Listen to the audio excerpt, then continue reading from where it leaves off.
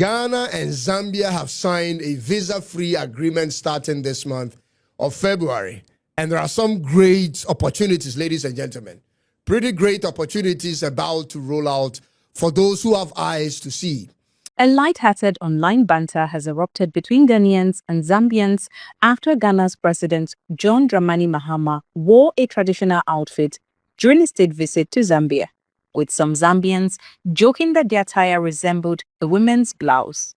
Ghanaians were quick to push back, explaining that the outfit is Fugu, also known as bachakari, a respected traditional garment commonly worn by chiefs and leaders in northern Ghana, while Zambians countered that similar clothing in their country is typically worn by women. Right now on the internet, it's all about Zambia and Ghana. Zambia and Ghana. So, there is a saying that to every problem, there is a window of opportunity. The Zambians thought they were mocking Ghana's culture. Little did they know that this is a mechanism that God has prepared for Ghana to continue uplifting the name of Ghana on the global stage. Now look at what has happened.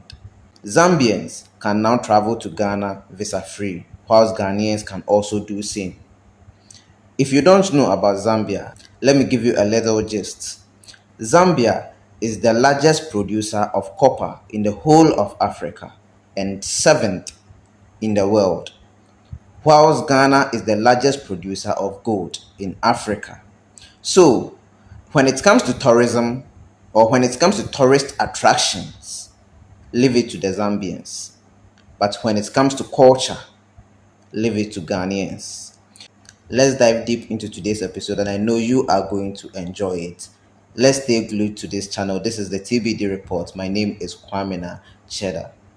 The ignorance, now that we are teaching them that they should uphold their culture.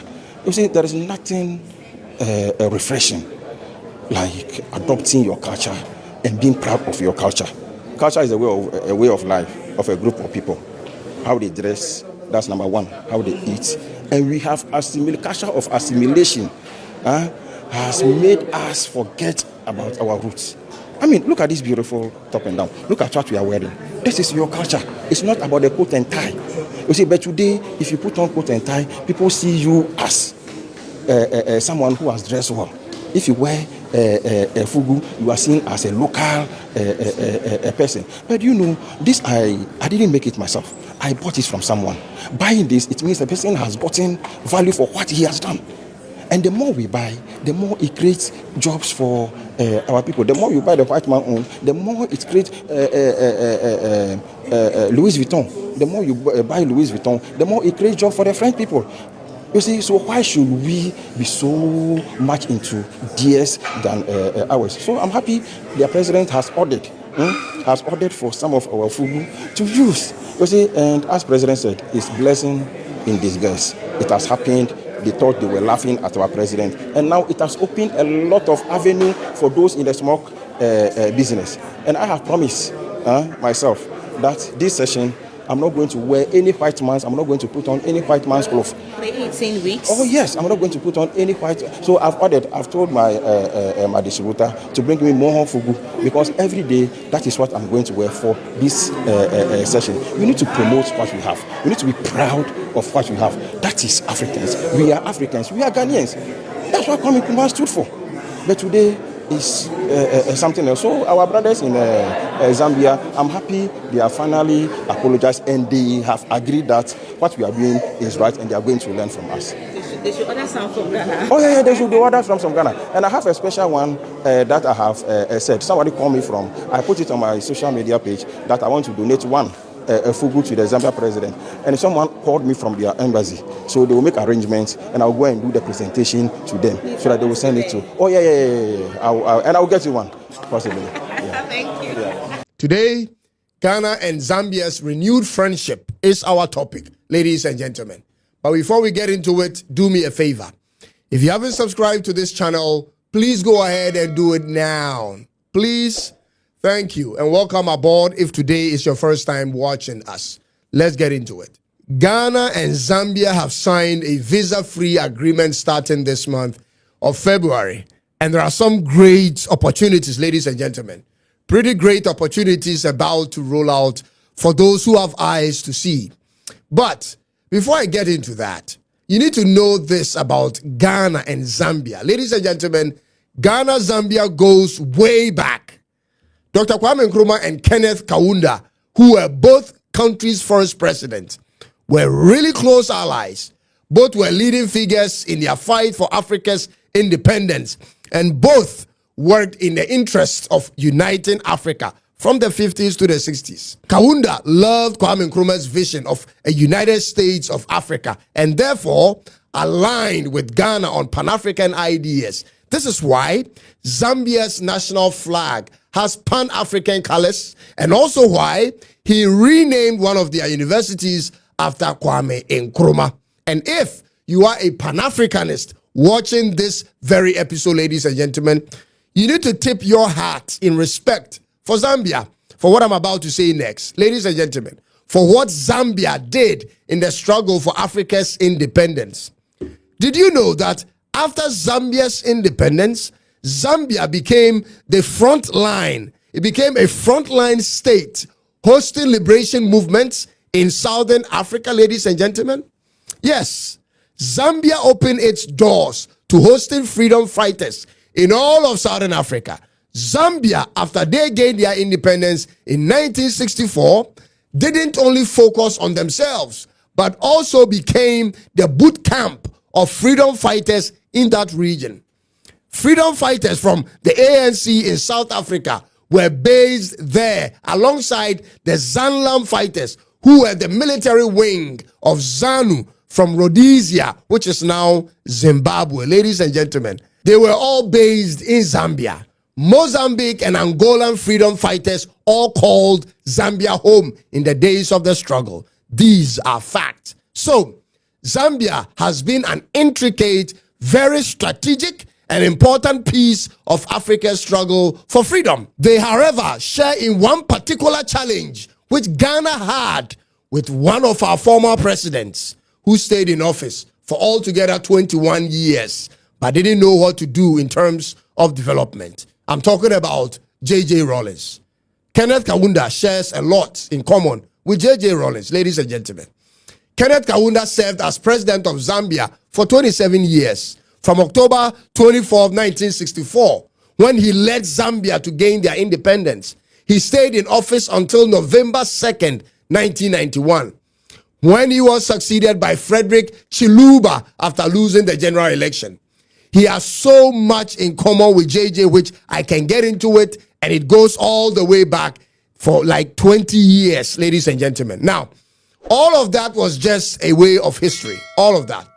I like Zambia. I have always had respect for how peaceful and quiet they've been in Africa until they, just few days ago, made fun of Ghana's president's outfit on social media. By the way, that was the meeting that produced the visa-free agreement between Ghana and Zambia. The dress they mocked, which our president wore, is called Fugu, which I'm wearing now, which used to be a war robe and now a political apparel. Please, social media people of Zambia, please take this one advice from me. Do not get into an online banter with Ghana. Don't do it, because you won't win. Ask Nigerians. There are people in Ghana who have made online banters their bread and butter. They specialize in reading online messages and responding to them non-stop. And they won't stop until they find something more interesting to banter over. Please take my one advice for it. And they have some of the most creative vocabularies for every type of situation. So give it up and let's focus on the merits of the visa-free arrangement. I've told you, people of Zambia. Now, let's get into the business of the visa-free agreement, shall we? You know Zambia is a landlocked country in the southern part of Africa, right? And Zambia is roughly 22.3 million population, right? But did you know that Zambia is Africa's largest producer of copper and the 7th largest in the world, ladies and gentlemen? Listen to this. Zambia should become Africa's electrical products production hub. First of all, Zambia is a safe place to do business. For your information, it is a developing country with myriads of opportunities to tap into, from fintech startups to healthcare providers, food and delivery services, and most importantly, tourism. Ladies and gentlemen, Zambia could use a lot of resources for tourism. They could actually use a lot in tourism because they have so many things to showcase to the world. They have one of the world wonders, ladies and gentlemen. One of the most famous natural wonders on earth is right there in Zambia. The Victoria Falls, which is one of the natural world wonder, is in Zambia. Can you believe it? And a lot of people don't even know. It's such a perfect situation for tourism alongside their national parks and other mighty rivers. This should be their biggest sellout, their number one priority. They should focus more on advertising Zambia for tourism than depending entirely on copper production. It's unfortunate, ladies and gentlemen. It's unfortunate their copper has taken over as their most prized resource when they could have been making billions of dollars easily with tourism. But even with the case of their copper, it has been controlled by Switzerland and Canada since 1999. And now China has joined in. The one thing that keeps the country of Zambia running is not even controlled by the state. Ladies and gentlemen, Zambia produces like 4% of the world's copper, which made them an estimate of $7.6 billion in revenue in 2024. And I know they could have easily doubled that percentage if the government was directly involved in the mining, but the government is not. Let's keep that aside for now. So they made $7.6 billion in total revenue in 2024, but a huge chunk of that cash flow went to Switzerland, Canada, and China. The African problem is Zambia's problem. But did you know that about 60% of global copper is used for electrical purposes? Most copper goes into producing electrical products like power cables, household wirings, flexible cords, and copper wires, ladies and gentlemen. Then 20% of copper goes into construction, and the rest into transportation, industrial machinery, and consumer products. And guess what? Zambia only earned roughly 28% of that $7.6 billion it generated. What is happening here, ladies and gentlemen? And what am I saying? There is a huge gap in Zambia for those who have eyes to see, in copper and in tourism and in many different places. Zambia is classified by the United Nations as a least developing country, which means their economy isn't diversified as of right now.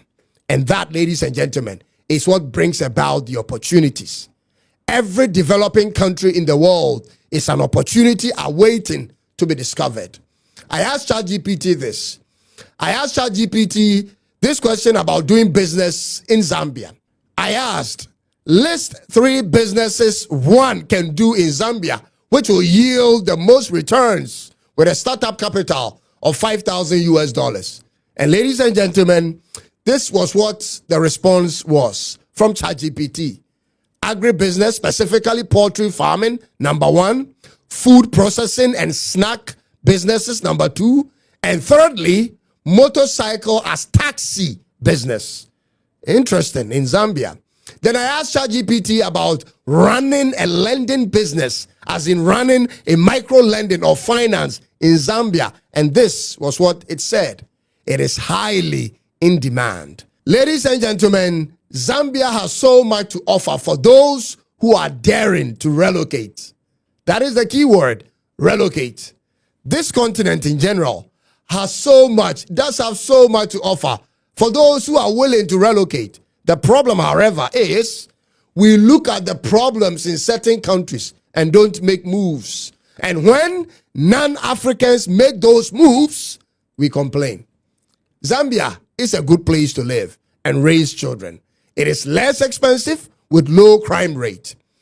Explore more about them and make the move when you have to, when it's necessary. Just explore about them. It's a beautiful place to go to. In those areas, because we're having to pay a higher cost of capital than any other continent. even in the same business, similar business, same sector. And you can't accuse us of being inefficient when one element, which is crucial, which is capital, is brought to the continent, to our countries, at a much, much higher cost, injecting a higher cost of doing business in our countries. So I was very delighted that the two of us are aligned in those areas. And on a global level, I think there are things that we understand, that the changes in the geopolitical situation does affect Africa, does affect our countries, and we need to remain strong to ensure that as countries, as a continent, we can manage those challenges much better and ensure that our economies continue to grow. The issues around, obviously, us working together more, Ghana and Zambia, not just presidents, but businesses, individuals, families, we're already doing it. But I think let's extend that to investment for the mutual benefit of the Ghanaian people and the Zambian people. I will not spend too much time around these issues, but really to say we intend and we're desirous of deepening our cooperation and using that as a building block towards the Africa Free Trade Area. And we're very happy that Ghana is hosting the Secretariat for the Africa Free Trade Area, and Zambia will do everything to support Ghana to succeed in that area. I think the spirit of Pan-Africanism only meant something to the Ghanaians and Zambians and Africans when leaders, ministers like those seated in this room are able to deliver education for our people, able to deliver job opportunities, especially for our youthful population, and business opportunities. I believe that Mr. President will cover a lot of other things that we agreed, or we want this team to pull together in a structured way. Otherwise, Your Excellency, my dear brother, and your team, we're very, very happy to have you here in Zambia, in Lusaka. This is your town, this is your country, and feel free as we complete our formalities. We also want some of you to come back with your families to do some holiday instead of always going to Europe. Come and do your holidays in Zambia, Big Falls, the game, and the same for Zambians to have their holidays in Ghana. I think these are small things that matter a lot. Your Excellency, thank you very much. Thank you.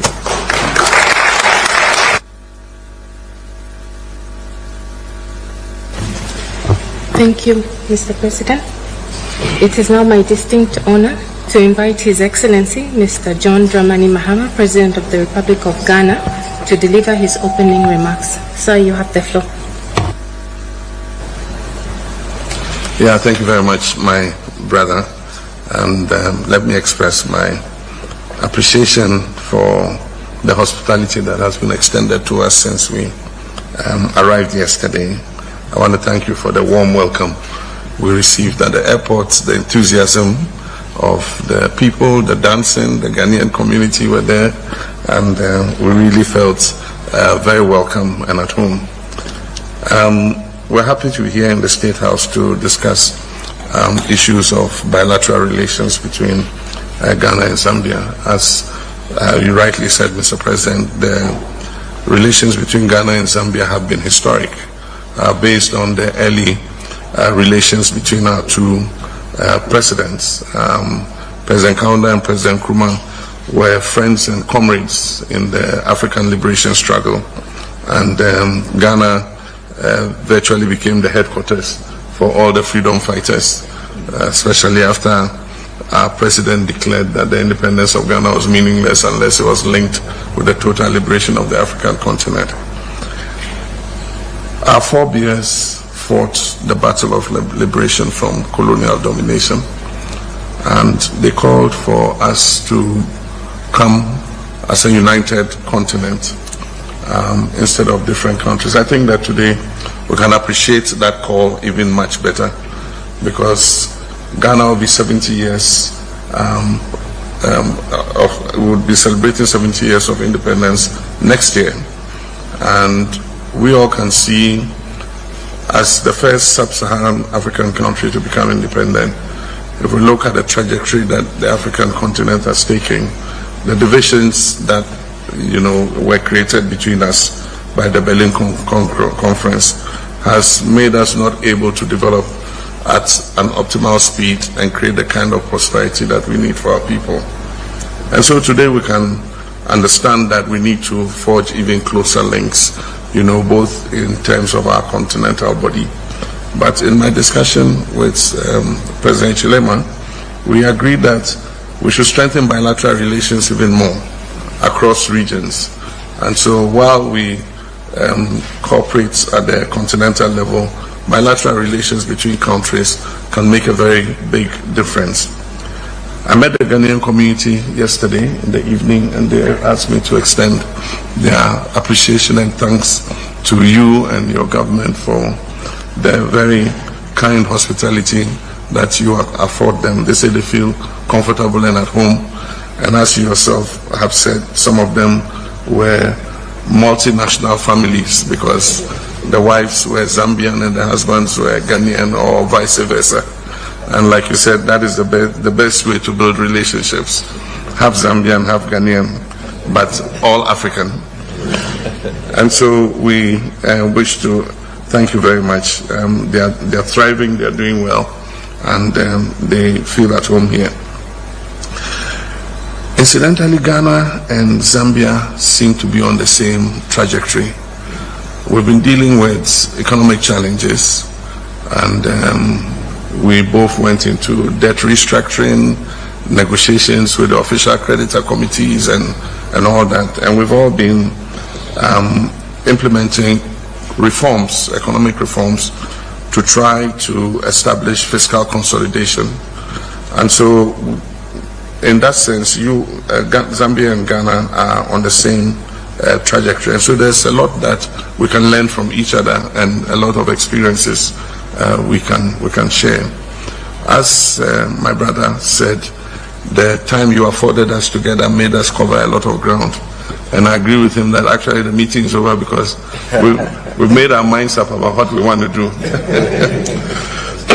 We discussed issues to do with the mining industry, like Mr. President said, because both of us have a mining industry that faces the same challenges. We have issues of artisanal mining, small-scale mining, and then we have our issues with the large-scale corporate multinational mining companies. And so we discussed a lot of things about how we can share our experiences in that regard. And so it's something that we are determined to do. We have similar issues with agricultural production and marketing of products across countries. We are happy that the AU moved on the issue of continental free trade, but we cannot develop continental free trade in a vacuum unless we develop those bilateral relations that will identify what products we can exchange and create the conditions for us to make those exchanges. And so we think that even though we have the Permanent Joint Commission, we must enhance the relationship to a new level. And it will allow us to share best practices, to be able to have a consistent dialogue with each other, and to have direct, experiences in all sectors. And so we have to go beyond political dialogue and go into economic consolidation and bilateral economic relations between our two countries. We believe that a kind of enhanced economic partnership agreement, or whatever you technocrats will eventually call it, which is higher than just the political dialogue and the Permanent Joint Commissions, will be the way to go, so that we share lived experiences in real time. And so we are determined to rekindle the spirit between our two countries, to recapture the cooperation that existed between our two first presidents, in order that we win the next battle of economic transformation and creating prosperity for our two people. And so I want to thank President very much for this invitation, and to say that I'm sure this visit will enhance the relations between us, and also to, even though you visited us a while back, to extend an invitation again to you to visit while I'm president. I know that you're going to be busy between now and the elections, and I wish you good luck in the elections, and we'll come back and celebrate with you. Thank you.